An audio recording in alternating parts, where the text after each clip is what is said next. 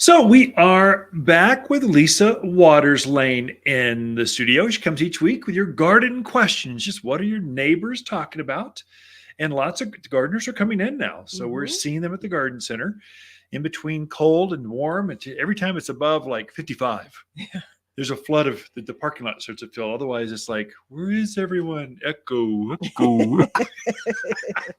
Get projects done. You get to spend lots of time. If you want great service at a garden center, go in the morning or when it's a little cold, any kind of a cloud is in the sky. That's enough to keep Prescottonians from showing up or going outside for the day. Yes. So, but you get extra Hmm. energy, time, focus. Oh, you bet. So, anyway, it's just a good time. So, welcome back to studio, Lisa. Thank you. Good What kind of garden questions we got this week? Well, you bet. So Shannon in Prescott wants to know, when is the best time to plant peonies, Oh. and can they go into a full sun spot? Oh, sure, Shannon. Hey, great question. So peonies they're a spring a perennial. That is, they come back every year, and they get this beautiful, great big like rose sized flower to it. Typically have more petals than a rose, and super fragrant. That peony fragrance is over the top. They get about what is knee high or so. I guess it depends on the model. So the English peonies get about knee high or so. Right. And the more sun you give a peony, the better, the more flowers you'll get. So there's a photosynthesis thing that happens. So some of the really big ones I notice, like the Ito peonies, we've grafted a tree peony, no, an English peony onto a tree peony root. And so you get this big, it's like an English peony on steroids. It's real. The flowers are 3 times the size. They're huge, and they're funky colors like yellows. You just don't see yellow in a peony, but you do with Itos. Some of those, sometimes they'll take full sun, but the leaves are so big that sometimes they benefit from a little protection underneath the tree or something. Not really for the flower, but it keeps the summer hail off of the foliage. It's not going to make any real difference to the flowers and stuff, but I would say give it at least 6 hours of sun. A peony needs at least 6 hours of sun to produce any kind of flower. Otherwise, they'll tend to lean and kind of fall over and stuff, and they'll need a cage and all this other stuff. You and I, we grow some Ito peonies in containers of all things, and they've been in there for years. They're beautiful on a south-facing wall, up against the house, reflective heat. It's glorious. Yeah. So they'll take full sun, and now's the time. So you want to get peonies in before they really start to erupt. Their eyes are starting to show from the bucket. So they hibernate underground, and then they'll come back fresh every spring. Anyway, their eyes are just starting to show up. You want to grab those early. You get best selection. Like we just had our first crop of peonies. Maybe there's, I don't know, 50 or 60 of them. I don't know. There's a bunch. There's table filled with them. And then in a couple weeks, I think I read an article on how to grow peonies. And then that weekend, it'll just be like this flood. They'll all be gone because the crop is limited. And so you kind of want better selection. You grab them early. Don't wait until they're in bloom. I'm going to wait till I see the flowers. There won't be any left by then. So those you want to shop early, get them in the ground, and then you'll have less transplant shock as they grow. Okay. So now, can I give one other? Can I give one other to Shannon because she's growing them? Drainage. Peonies have this real fleshy root, which is why they're so robust. Make sure that soil drains, and so that's kind of personal advice. Just school of hard knocks.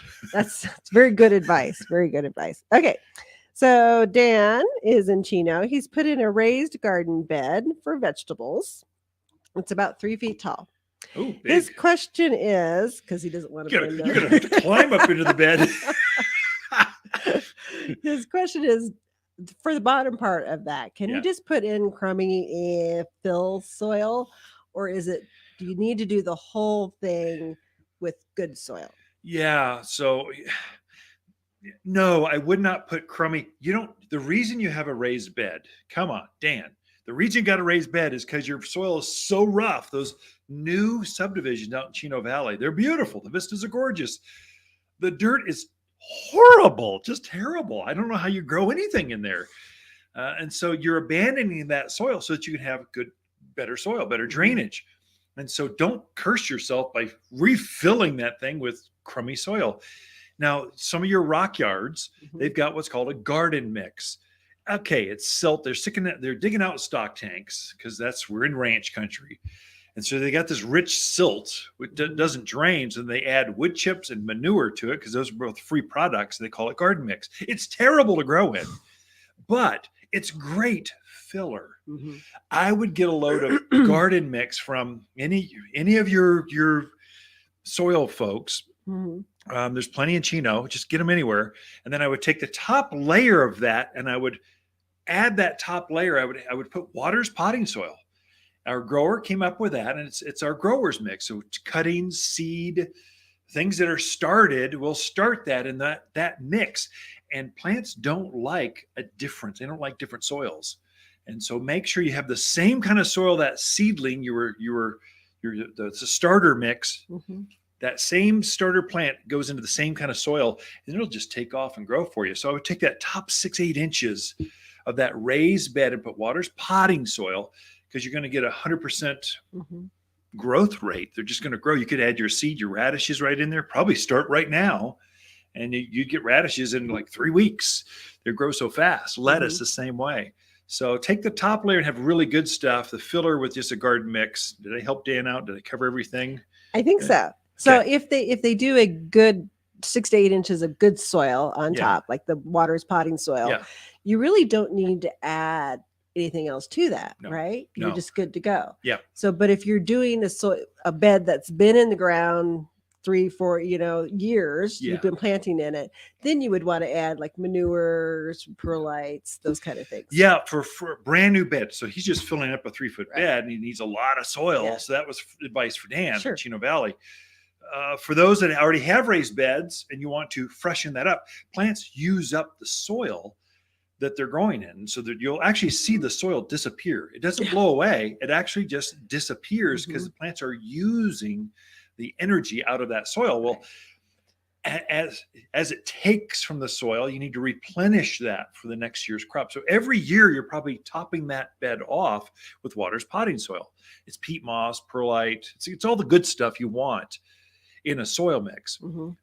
You can add it for really big beds. Manure is great. We have a barnyard manure. It's a deodorized. Let's face it, folks. Poop is gross. Let's just face it. We created a poop that isn't gross. It's like a compost, but it's still got the nitrogen. It's still got that vitality stuff. And so you could put a 2-inch layer on top of that raised garden bed or any garden bed, whatever it is. Blend it down to 1 shovel's depth, about 8 inches or so. I would at the same time add some fertilizer, some plant food. We make a fruit and vegetable food that's designed specifically for growing fruits and vegetables. It's got a lot of calcium in it. And so before I blend it, I would put my manure down about a 2-inch layer, and then sprinkle some of this vegetable food on top. Then take your shovel, turn it back and forth. And then you're ready to start planting. I would say you could start planting. I mean, the weather's going to turn nice by March. I mean, we'll get some cold nights where it goes down to mid-20s, but it pops right back up really quick to warm. So plants they're actively growing right now. So I would say you can go for it. Yeah. And we do have a lot of our spring veggies. And they're in herbs. Got some beautiful Swiss chard up there. It's so pretty. So a lot of stuff you can put in now if your beds are ready, and that way you can enjoy it in the spring. Two questions this week. We're out of time. So we've got Peonies with Shannon and raised beds for Dan. Appreciate the questions, you folks. Be right back right after this.